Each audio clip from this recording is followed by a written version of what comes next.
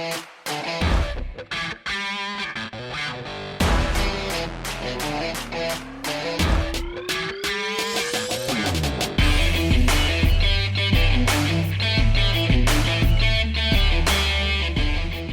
right, now pleased to welcome in Providence head coach Ed Cooley of the 17-2 Providence Friars. Hey, Eddie, the last time Providence was 17-2, do you know how old you were? No, hell no. You were 7 years old. Wow, yeah, wow. Was Mulaney there? Who was there? You remember Mulaney? Joe Hassett was the leading scorer. He definitely Bob wasn't. Cooper was there. Wow. Dave Gavitt coaching. Come on, you remember those guys? I mean, I was 7 years old. I was looking for some Pop-Tarts and lollipops.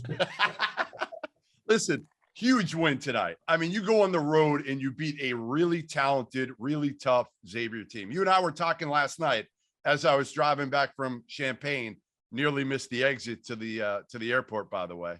But I caught it. I caught it in time and got back to the hotel.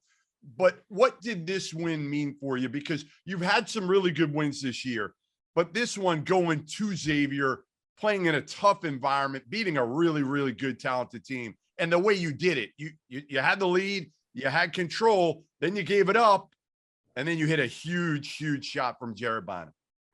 Resilience, toughness. I thought we controlled the game for about 36 of the 40 minutes, maybe 37 minutes, and again, in the timeouts, ebb and flows. Our guys were just dialed in, and this is almost a mirror image of last year's game, almost identical to last year's game. We lost at the buzzer here on a 3 by Jones. We're up 2, we had some turnovers late, and this year we were just fortunate to come out with the win. But credit Al Durham, two things on Al Durham: A, to make the free throws, B, to have the assist and the wherewithal to be unselfish to find Jared in that space. Couldn't be more proud of our kids, Jeff. Couldn't be more proud of the players. Really. If I had told you, Ed, that your best player, your leading scorer, Nate Watson, would go for the goose egg, nothing, didn't score, had 2 rebounds, was in foul trouble all night, and you'd still come out with a road win against Xavier. Listen, I've called you lucky for much of the season. I know you know that. I've called you lucky. No, that's the national narrative. I want to stay lucky then. Let's stay lucky. Why not? The thing is, here's the deal. Many people talk about Providence College on who we played and who didn't have who. We've been undermanned. Jared missed a lot of games. He wasn't against Texas Tech. I don't think we had him against Rhodey. AJ's been out almost a month. And again, guys that continue to just fight for one another. We shrunk the rotation a little bit. We got to watch the way we practice. It's just a credit to the players, man. You know what I mean? The other team's trying to win too.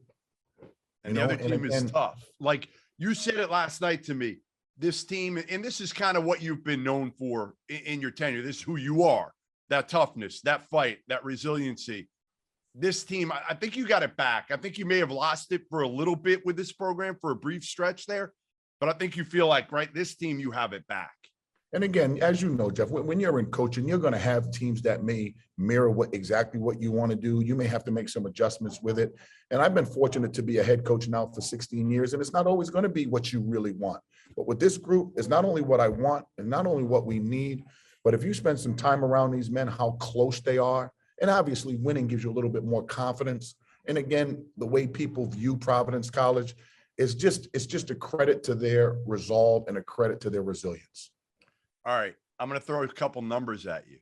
Okay. 48 on Ken Palm, 41 on the net. Now, I've called you fortunate and lucky, but I've got you ranked in the top 25 and have you ranked as high as 15 most of the season this year. So I don't care about the luck either. You got Wisconsin without Johnny Davis, whatever. You got Seton Hall coming back from their pause, whatever. Who cares? You win those games. You got to win them. Why the hell? What's with the analytics? Are they just – they're projecting, they're predictive. Are they just predicting that Ed Cooley and the Friars, that the bottom's going to fall out? I don't know. I don't think that deep, to be honest with you. I really don't. I mean, we defy the metric odds since I've been a coach. We're just looking to win the game. It may not be pretty. It may not be great. But, you got some grittiness. You got some resolve. I keep coming back to that word. We defy the numbers. You know what I mean? Just like somebody asked me who my best shooter is. I don't know. The ones who's making the shot. You don't You just got to stay dialed in and be true to who you are. I'm not worried about analytics. I'm not worried about where we're ranked. Just try to win the next game. But I will tell you this, and you probably got to do some homework on this. Tell me in the last 20 years in the Power Conference, arguably one of the best conferences top to bottom in America, they're a team that has a record like ours,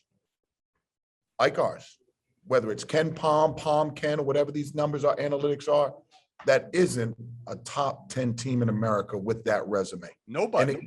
And that to me is, people who vote look at the name, they don't look at the substance. People who vote look at what we did in the past, not the substance. Again, we're a different team than we were. We got a long way to go, but where we are today, I'm just proud of. And when you do your homework on that, I love to see what the numbers come back at. Yeah, I'm not sure you're going to find anybody else. And it is amazing. I mean, 17-2 off to the best start again since Ed Cooley was a young Ed Cooley running around Providence. Hey, I don't know what you were doing. What are your favorite ones? My favorite Pop-Tarts. I'm trying to think back when I was 6 or 7. I was probably eating a couple packages of Pop-Tarts. Yeah, me too. I like the brown cinnamon sugar ones. Me too. Love the brown cinnamon sugar. But you got to put them in a toaster. You got to toast them. No, absolutely. You can't just go straight out of the wrapper. Yeah. You got to get a little crisp to it. What else? What else? I mean, now I know you don't eat. When's the last time you had a Pop-Tart? Yesterday.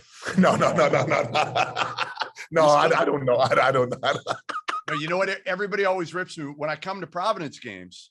Yeah, I always get a box of hot tamales. So somebody's always taking a picture of me ripping on me eating hot tamales. But there it is. All right, listen. I'm gonna have one on the plane going home. Hey, good job. You earned it. Off the parks. You earned it. You earned it. Jeff, I am so proud of this group to come in here. They're well coached, they're physical, they're athletic, they're long. They're old. And, they're old, Eddie. They're old. We got a tough game coming in on Saturday or Sunday, depending on what we're going to play. I want to enjoy this one on this flight home. I wanted to make sure I got on with you because I appreciate all the things you do for us. All right. Eat those Pop-Tarts. Have a safe trip back. And thank you, 17-2, the Providence Friars. There you have it.